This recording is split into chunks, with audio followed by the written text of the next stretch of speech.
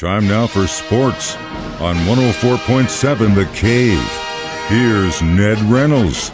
Mike, the intern, Ned Reynolds, back in the studio, halfway point of the week, and the drama in the golf world continues. It's now Tiger's turn to give his 2 cents on the LIV Tour, and what exactly did he say? And it was more than 2 cents. It was like about $200 worth. He went after this. I was a little surprised. Now keep in mind, I'm a reporter. I'm neutral, not even into this. Don't really have an identification with it. But what he said was right on. He went after the individuals, and it's just a handful, who have gone over to that LIV Tour, and he said, hey, you're turning your back on the people who got you started in this game. And it's not like you're poverty-stricken. You have turned your back simply for the money. Is that the right thing to do? He went after them, and then he went after the golf tour itself, the LIV Tour, and said, what is the purpose in playing? Everybody gets paid. So what is your motivation? Why should you even bother go out and practice or even give your best effort? Why? You're going to get paid. Is that the kind of competition you want? That isn't competition. That's an exhibition, which is exactly what the Commissioner Monahan said.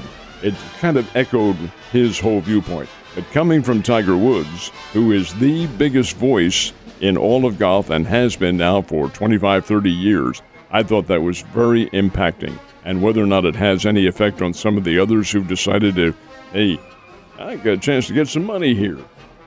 Whether or not that has an effect, I don't know. But he was rather adamant yesterday in his comments. Now, they're getting ready, of course, for the British Open. But over and above all that, I found them to be very striking comments. Yeah, but I mean, it's easy for him to say that because he's worth more money than you and I will ever see in 1,000 lifetimes. However, it is, though, it's very, very telling of who Tiger Woods is as far as what's more important to him, the money or the competition. Keep this in mind. I don't think this made any difference, but keep this in mind.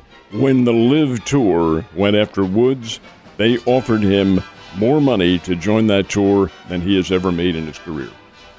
Now, we're talking almost $1 billion. Well, but still, Saudi Arabian government can afford that sort of thing. But again, to him, money's great and all that stuff, but to him, it's obviously about the competition. You see what he's done after the wreck, trying to come back and all that stuff. He didn't need to do that at all. But, Mike, that's the whole purpose. Yeah, absolutely. That's why you're in athletics. Yeah, absolutely. It's that driving force that some of those guys are just insane about. All right, so let's switch gears here. Time difference. We've kind of discussed how this is going to work at midnight till 3 in the morning. If you are a night owl, you get to watch the British Open. In many respects you do, and by the time we're on the air tomorrow morning, there should be a rather substantial leaderboard. Not everybody. Some will still be waiting to tee off. But case in point, Phil Mickelson, for instance. And this is Central Time we're talking about now. He tees off at 1:30 a.m., and that's on the Peacock Network. That Peacock has it until 3 o'clock, and then USA Network takes over until the next day. John Daly, Bryson DeChambeau, 1:56 a.m. That's right before 2 a.m., folks. 2 a.m.? Moi? Getting up to watch some golf? I don't think so, thank you. Rory McIlroy shortly before 4 a.m. Here's a guy I am interested in seeing, Will Zalatoris. He's not a big name. He is a tremendously good golfer. He will tee off at 4:20 a.m. Will Zalatoris was here 2 years ago at Highland Springs playing on the minor league tour, and now he has morphed into a tremendous golfer. Number 1 golfer in the world, Scottie Scheffler. He tees off shortly before 7:30 a.m. And Tiger Woods. Tiger Woods is reserved right up until the key TV time. He'll tee off shortly before 9 a.m. tomorrow morning. So everybody will get a chance to see these. Well, at least the later ones. I'd guarantee you and I aren't getting up at 2 to watch that. That's for sure. I'll let you figure out what happened and let me know the next day. So 3 years ago tonight, crazy play in baseball. Batter steals first base. How can that happen? I mean, baseball, once you know this better than most, I don't even know why I'm saying it to you, but after working with the Cardinals for so long, seeing the crazy things that can happen in a ball game day to day, there's always something new. Well, this is an anomaly in a way, and it was 3 years ago today that it did happen, and a player stole first base. Now, how can that happen? First of all, The Atlantic League is independent baseball. That means there's no affiliation with anything in the major leagues other than the agreement that the Atlantic League, which is the best of the independent leagues in America, signed an agreement to say, hey, you can use some of your experimental rules in our league, and we'll test them and see how they're going to work out. This was one of them. It happened 3 years ago, actually tonight. The Southern Maryland Blue Crabs are playing in their game. They probably have 2,500, 3,000 people watching the game. And the batter early in the game is Tony Thomas. He's up there, and the pitcher throws a wild pitch. Very high and outside, goes all the way back to the screen. That's ball, obviously, ball 2, ball 3, whatever it was. Wait a minute, Tony Thomas is running to first base. What is this? One of the experimental new rules. And that is, and I doubt very much, Mike, that this ever comes to the majors. Up to the fore. But the rule was anytime there's a wild pitch thrown, you can take off from the batter's box. Now, the catcher, if he gets it, can throw you out. But you can also steal first base, and that's how it happened. So it's a bit of an irony and an anomaly, but it did happen. In those situations where you got runners on second or third, or even first, really, for that matter, that'd be an important rule to have, because then you're going to move those runners, and the catcher's got to make a choice, and probably not the right one. Well, and as a matter of fact, that's a very good point that you bring up, because on any wild pitch, of course, a runner can run. Taking off. That's a universal But having rule. that guy steal first is going to just make things even harder for that catcher to decide. So interesting stuff, but like I said, there's no way in hell that's happening in the majors. But I've eaten crow before. We'll see what happens now. So Cardinals-Dodgers, pretty big test for St. Louis last night. Did they pass? They did. Get a 7-6 win over Los Angeles in a really interesting baseball game. Dodgers are a very, very good baseball team. Cardinals got a lead in this game of 6-1. They're up on the Dodgers 6-1. Hey, this is the Dodgers now, and they're very good. And they have Freddie Freeman on their team, who is just tearing the cover off the ball. He was 3 for 4 last night. Anyway, the Dodgers make a comeback, and it's 6-5 in the 7th inning. And Los Angeles loads the bases with nobody out. Ooh, boy, they're about to put the Cardinals down under. Didn't score a run. Did not score a run. Packy Norton, he's the guy the Cardinals picked up. I don't want to say off the scrap heap, but pretty close to it.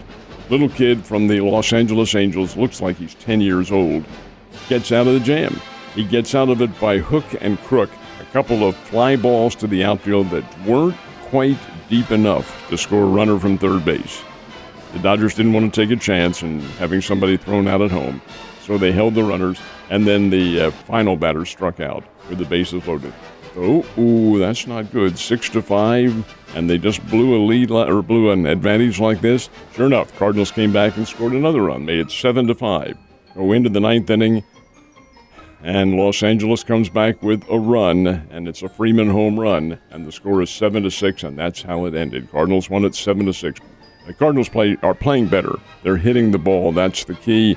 But, hey, Los Angeles is a really good, solid baseball team, and that's the rhythm of baseball. You're not going to win everything in sight. No, you're right, but you also don't get lucky every time. And no. You definitely need to make sure you win every single time, and Lady Luck isn't always there to watch. All right, how about the Royals and Cardinals? They have Lady Luck watching them? The Kansas City Royals did not. Detroit Tigers, the Royals had a lead, and Tigers came back and beat them by a score of 7-5, and these are two teams that aren't going anywhere. I think the one of the factors behind these two teams is, do they have anybody who the other teams want? Because this is a showcase now prior to the trading deadline. So, indeed, I think the games are competitive, of course, but nonetheless, Detroit comes away with a 7-5 win over Kansas City. Springbirds do get a win. The Springbirds are playing the Tulsa Drillers. Tulsa is the Los Angeles Dodgers AA farm club. And how about this for irony? Springbirds win by the same score as the Cardinals won. That's crazy. 7-6. The pitching by Springfield is getting a whole lot better. They're on a winning streak, and they're playing well in the second half of the season. Folks, the Texas League is divided. It's halves. And in the second half, the Springbirds are playing quite well. So get out and see them. It's a very good baseball. You're seeing a couple of great prospects down here, if not everybody. And certainly worth your time to get out and watch them play. Bodes well for the future, too, of Cardinals baseball, when you see that pitching staff start to kind of do what they need to do, because it's been a scary pitchy situation in St. Louis for the last few seasons, in my opinion. Last but not least, we're all having a happy hour tomorrow night at the Blue Room Comedy Club. You, me, Dan Hughes, Mitch Holtis, and a bunch of Chiefs fans. Should be a lot of fun. Oh, it is every year. This is a really good little preseason, pre-preseason look at what Kansas City is going to do. We've talked about it many times. Mitch is an encyclopedia of Kansas City Chiefs football, knows everything backwards and forwards. He preaches the gospel. It's everything is optimistic, as you might expect. Then to have Danon Hughes, his assessor, so to speak, his color commentator, he'll be down here, and Danon is really, really good. Of course, this is not Danon's first time down here. He's part of the Missouri Valley Conference broadcasting team, so he's been down here for both football and basketball in the past. But a very articulate spokesman. You'll enjoy the both of them. And the Blue Room Comedy Club, which is a new venue this year, well, hey, it'll be interesting to see what happens. Tell the folks where it is located, number one, and number two, what time everything starts. We'll probably start doing VIP stuff around 5, and then it's downtown, kind of right near that free parking garage off of Campbell and College, in that area over there. Also, want to mention that Mitch will tell you that he calls this the unofficial Chiefs kickoff party. He might call other things in other places the same thing, but I'll tell you right now, nobody else does anything like this, even in Kansas City. So being so close to the beginning of training camp, these guys have been around OTAs. They have full access to the team. They'll be able to tell us what the new offensive weapons have looked like so far, some of the new D guys, the rookies, because Mitch is very, very involved in that. So it's always great to hear him. And you get to have a whiskey and Coke with Ned Reynolds on a Thursday night. It'd be whiskey and water. Whiskey and water, whatever. Vodka, club soda. Either way, we're both drinking tomorrow, and I'll see you then, sir.